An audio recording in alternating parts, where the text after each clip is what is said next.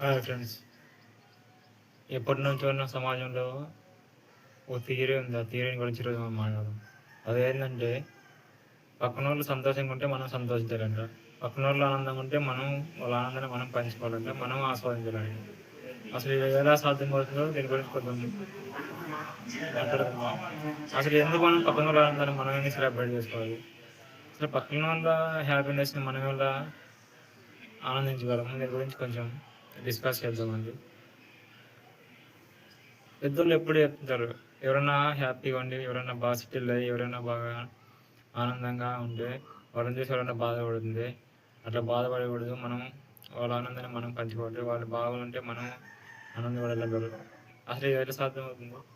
ఎవడైనా పక్కన బిర్యానీ తింటాడు అనుకో, నా పక్కన వాడు బిర్యానీ తింటుంటే వాన బిర్యానీ ఆనందం నాగట్టు వస్తుంది.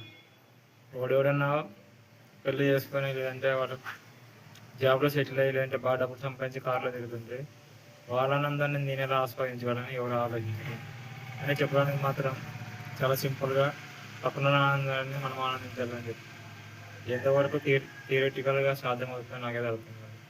అసలు ఎందుకు మనం ఆనందించాలని పక్కన వాళ్ళ ఆనందాన్ని? మనం ఆనందించినప్పుడే కదా మనకు ఆనందం అనేది తెలుస్తుంది. ఒక బిర్యానీ రుచి మనం తిన్నప్పుడు మనకు తెలుస్తుంది, కానీ పక్కనోడు తింటున్న కానీ చూసి మనకి ఎలా ఆనందించగలము?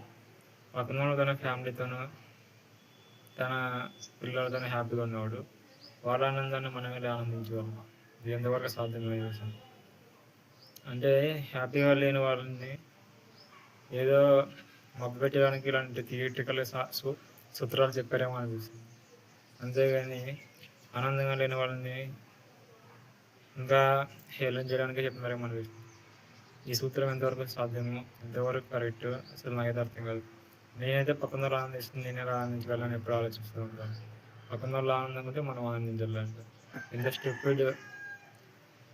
ఇటున్నా కదా ఇది. దీనిపై మీరు ఏమంటే కామెంట్ చేయండి.